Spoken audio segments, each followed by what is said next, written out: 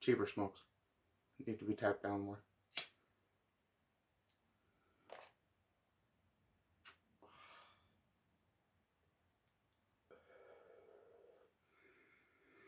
Yeehaw, Chuckle Fucks. Today we're talking about things that make us happy, make us filled with joy. Was watching a video last night by a fellow YouTuber named Holly Midlife. Check out her channel. I highly recommend it.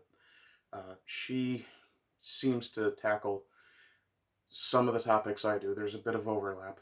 Let me fix my camera angle while I'm doing that.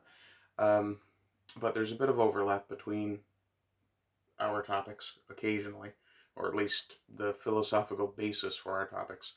But she seems to approach it from the point of advising women. Aces. Someone's got to. But the point of the video today... Oh, actually, since I'm shilling someone else, please like, share, subscribe, comment on my video. If you're willing, I'd absolutely appreciate some... any financial help. So there is a PayPal link below. What else? You can find me on pretty much any platform. I'm not on Truth Social yet. Kind of debating whether I'm going to leave Getter to go to Truth Social or stay on both or go back to Twitter at the end of the deactivation period. I don't know. Plus I have Gab and MeWe and apparently I have a Parler account. I'm getting email from Parler as if I have an account. The hell have I done to my face? Not me, that's age. Okay, anyway. Talking about things that bring us joy, make us feel happy. One of the terrible afflictions of maturity is the idea that you can no longer be childlike. I disagree vehemently. I think that if you find something that makes you giggle, giggle. Still not happy with that camera. That's better. But there's nothing wrong with being grown up and still having the ability to look at the world with childlike wonder. It's handy to be able to turn that particular naive impulse off when necessary, but it's really good for your mental health to be able to turn it on. One of the things that I'm somewhat notorious for is making adolescent, puerile, and very immature jokes. When I was in college, there was actually a woman in my class who was about my age, and putting the two of us together in a class was like putting two 15-year-old boys together in high school. There were many, many dick jokes. Yes. And we had no shame about it. Not at all. In fact, it was a source of pleasure to us that one of the younger guys in the class would occasionally go, "Oh my God."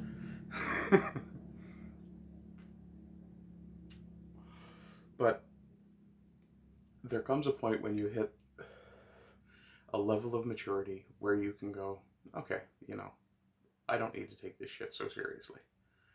And, Jim Morrison probably said it best. No one here gets out alive.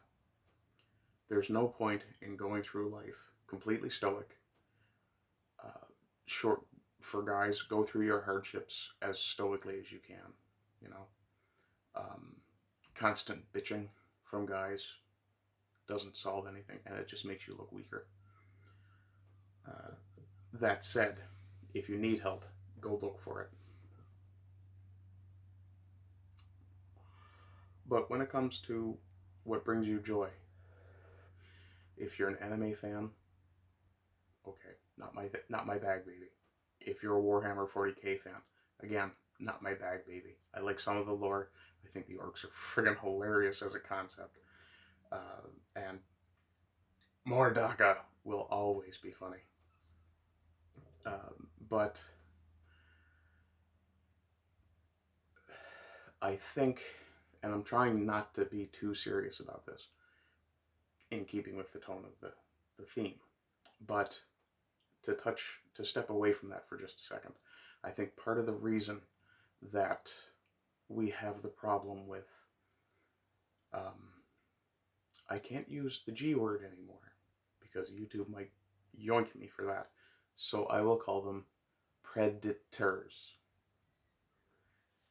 Yeah, that new P word that was created to replace the new gamer word, apparently.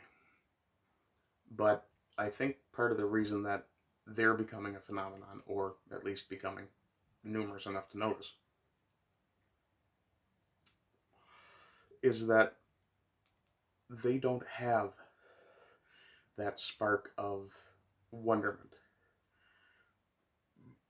And so they cannot visualize or perhaps even simply remember what it was like to be a child.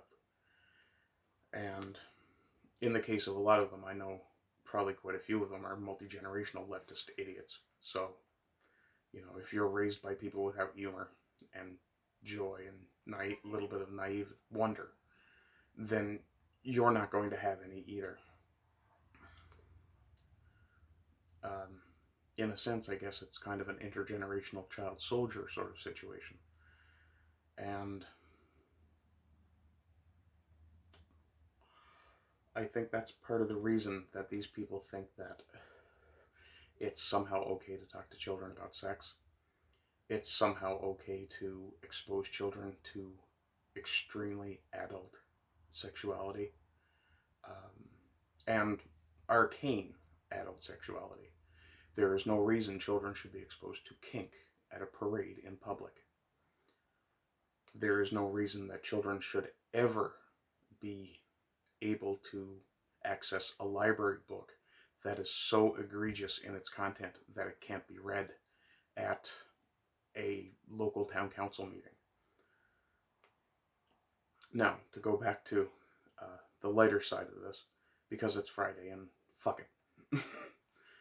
But find what brings you joy. If it's the silliest joke in the world, by all means tell it. If it's, I don't know, maybe you're a guy who likes to build Legos. At least it's something constructive. And, you know, you don't have to keep them. You could always sell them or pass them to some child who will enjoy them and play with them.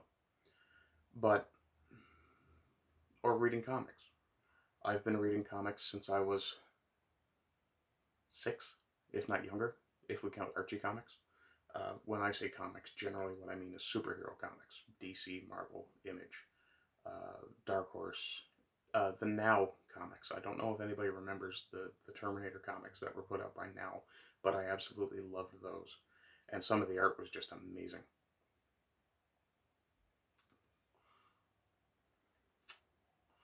As a matter of fact, thinking back on it, I think Now was actually an imprint of Dark Horse. But regardless, whatever it is that allows you to keep that spark of child wonderment alive. Maybe it's going outside at night, looking up at the stars and going, wow, how many are there? Maybe it's that. Maybe it's curiosity about dinosaurs. Okay. I actually listened to I can't remember if it was Joe Rogan and someone else. I think it might have been. They were talking about, I just had YouTube on in the background and was probably playing a video game, which is another thing I do. But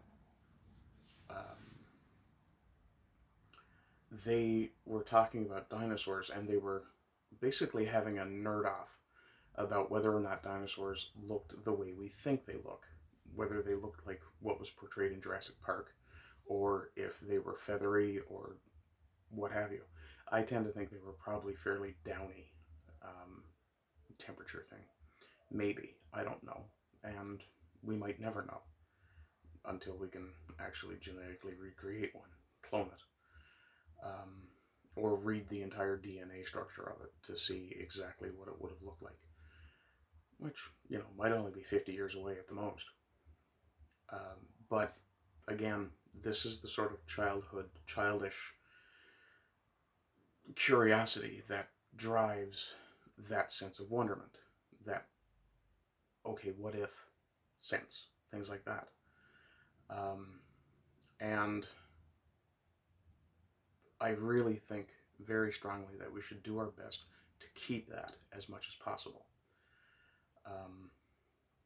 One of the reasons I do woodwork is because I absolutely loved working with wood when I was a kid. I made a few boats and things like that for myself, toy boats. And I loved the ability to take a piece of square wood and turn it into something else. And I loved it the way a child loves things. And I think that sort of wonderment, I keep using that term because it's the most appropriate one I can think of, but I think that sense of wonderment is absolutely essential and allows us to maintain contact with our basic humanity. Now, I just got a lot more serious than I intended to be, but it is what it is. Anyway, folks, I hope you have a great weekend, and I will ask you again, please like, share, subscribe, and comment, and rise and rise again until lambs become lions. Bye-bye.